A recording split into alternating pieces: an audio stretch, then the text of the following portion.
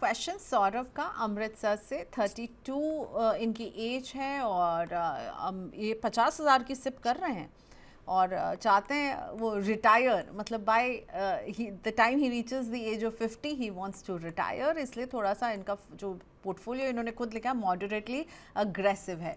पराग पारी का flexi cap 16,000, Motilal Oswal का Nifty mid cap 150 index fund 16,000, Nippon India का small cap 6,000, UTI Nifty next 50 index fund 4,000, HDFC का gold ETF fund of fund 3,000, ICICI Pru का corporate bond 5,000। तो equity में 84% इनकी हिस्सेदारी है, डेट में 10, गोल्ड में 6 और साथ ही में 15 लाख इनके पास एफडी में है। हेल्थ इंश्योरेंस है। एनुअली अपने सिप को 10,000 से स्टेप अप करेंगे। दिवाली में एक टॉपअप ऐड करते हैं 20,000 का और हर मार्केट के डिप में भी लमसम ऐड करते रहते हैं करीब 20,000 का। कह रहे हैं कि मैं मतलब 45 में अपना एलोकेशन जो है वो इक्विटी से घटाकर डेट में कर दूंगा। लेकिन अभी जो इनका सवाल है कि क्या इनको UTI Nifty next 50 index fund जो है उसे रिमूव करना चाहिए, क्योंकि वो देख रहे हैं कि पराग पारिक फ्लेक्सी कैप और मिड कैप 150 से बहुत ही ज़्यादा ओवरलैपिंग है और Nippon small cap versus Nifty small cap 250, यानी एक्टिव प्लस पैसिव क्या लें। कैसा दिख रहा है आपको? लग रहा है आपको ये फायर जो है रिटायरमेंट अर्ली बाय 50 अचीव कर पाएंगे सौरभ? देखिए प्रियंका, आजकल जो नेक्स्ट जनरेशन है मैं आपको बताऊं वो हाईली एजुकेटेड है एंड प्रॉपर प्लानिंग करते हैं। जो सौरभ जी ने प्लानिंग करी कि वो 32 है और फायर जिसका जो फुल फॉर्म है financially independent retire early by 50, ये बहुत अच्छा गोल है एंड आई एम श्योर क्योंकि इन्होंने इतनी प्लानिंग करी है तो ये रिटायर बहुत जल्दी हो जाएंगे और अपनी फाइनेंशियल इंडिपेंडेंस भी अचीव कर लेंगे। मेरे को इनकी कुछ बातें बहुत अच्छी लगी प्रियंका। जैसे इन्होंने बोला कि दिवाली टॉप अप करेंगे, है ना। जनरली होता ये है कि जो आप टॉप अप करते हो हर साल आप सैलरी बढ़ाते हो, but I am sure Diwali में बोनसेस आ रहे हैं या कुछ पैसा आ रहा है, तो जो ये फालतू में ऐसा नहीं कि वेस्ट हो पैसा, जो है वो इन्वेस्ट हो, तो बहुत अच्छी बात है क्योंकि इनका फोकस है रिटायर अर्ली होना, तो बहुत अच्छी बात लगी। फिर इन्होंने ये भी बोला कि मैं थोड़ी लमसम बाइंग भी करूंगा अगर मार्केट थोड़ा डिप होगी। ये भी बहुत अच्छी बात है क्योंकि अगर आप डाउन मार्केट में खरीद लें जब मार्केट डाउन है तो रिटर्न और चढ़ जाता है। तो मेरे को लगता है प्रियंका कि जो आप अपना शो कर रहे हैं बहुत अच्छा कर रहे हैं क्योंकि इन्वेस्टर्स काफी एजुकेट हो रहे हैं और प्लानिंग बहुत बढ़िया हो रही है। अब मैंने इनकी थोड़ी सी फाइनेंशियल प्लानिंग करके देखी। अब इन्होंने बताया कि ये 50,000 की सिप कर रहे हैं और स्टेप अप करेंगे 10%, हर साल 10% बढ़ाएंगे। तो मैंने एज्यूम किया कि अगर मार्केट से हम 14% पोस्ट टैक्स निकाल लेते हैं रिटर्न, तो 18 साल बाद इनका कॉर्पस ये जो बन जाएगा लगभग 8 करोड़ का बनेगा। बट इसमें इंपॉर्टेंट बात प्रियंका ये भी है कि उस समय 8 करोड़ की वैल्यू 8 करोड़ नहीं रहेगी क्योंकि इन्फ्लेशन के चलते, महंगाई के चलते कम हो जाएगी।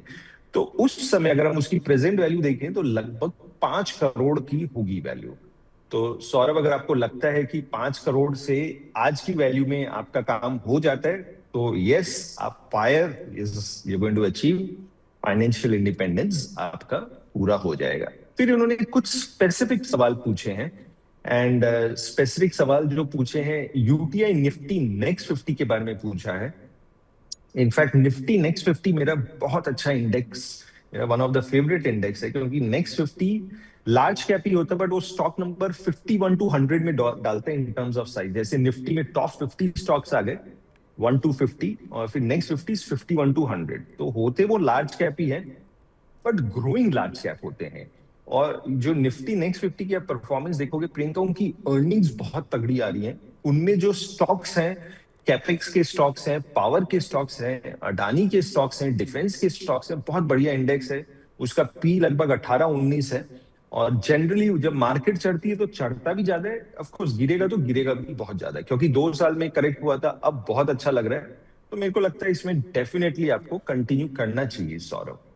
फिर आपने बोला कि जो आपके लिए स्मॉल कैप के लिए, मिड कैप के लिए आप एक्टिव फंड करें, इंडेक्स करें, क्योंकि आपका टाइम होराइजन लॉन्ग है। मेरे को लगता है कि मिड और स्मॉल में एक्टिव फंड बेटर रहता है। जो स्पेशली इमर्जिंग मार्केट कंट्रीज है वहां मुझे लगता है लार्ज कैप के लिए आप पैसिव लें क्योंकि लार्ज कैप में आजकल अल्फा नहीं है, फंड मैनेजर बेंचमार्क को बीट नहीं कर पाते। बट मिड एंड स्मॉल में फंड मैनेजर मेरे को लगता है बेटर काम करते हैं, स्पेशली डाउन टर्न में। हमने जनरली देखा क्या है प्रियंका, जब मार्केट गिरती है तो इंडेक्स ज्यादा गिरते हैं, क्योंकि उसमें काफी कूड़े स्टॉक होते हैं, खराब स्टॉक होते हैं, और जो एक्टिव फंड्स होते हैं वो मिड स्मॉल में वो लॉस रोक लेते हैं। आप डेटा भी देखोगे तो देखोगे कि मार्केट गिर रही थी तो एक्टिव फंड बेटर कर रहे थे। ऑफ कोर्स जब चढ़ेगी तो इंडेक्स बेटर करेगा, बट ओवरऑल आप लॉन्ग टर्म में देखोगे तो एक्टिव फंड्स अच्छे रहते हैं मिड एंड स्मॉल के लिए, लार्ज कैप के लिए नहीं। आपने पूछा पोर्टफोलियो में अगर क्या कुछ चेंजेस कर सकते हैं, तो मैंने देखा तो आपने पोर्टफोलियो बहुत अच्छा बनाया है। आपने पराग पारिक फ्लेक्सी कैप, एक मिड कैप का इंडेक्स लिया है, एक स्मॉल कैप भी लिया है, नेक्स्ट 50 गोल्ड भी लिया है, एक आपने कॉर्पोरेट बॉन्ड फंड ले रखा है। ये थोड़ा सा मुझे बात समझ नहीं आई, क्योंकि डेट फंड इतने लंबे टाइम के लिए, 18 साल के लिए, मेरे को नहीं लगता लॉजिकल है, क्योंकि वहां से 6-7% का रिटर्न आएगा, और क्योंकि आपके पास लगभग 25 लाख बैंक बैलेंस और एफडी में पड़ा हुआ है, तो इसको बिल्ड करने की जरूरत शायद ना पड़े। तो अगर आपको ये पैसा नहीं चाहिए तो मैं रिकमेंड करूंगा इसकी जगह फ्रैंकलिन का यूएस अपॉर्चुनिटीज फंड ले लीजिए, क्योंकि ग्लोबल डाइवर्सिफिकेशन होना भी अच्छी बात है। यूएस में टेक इनोवेशन काफी है, तो ये थोड़ा सा चेंज है, बाकी परफेक्ट है।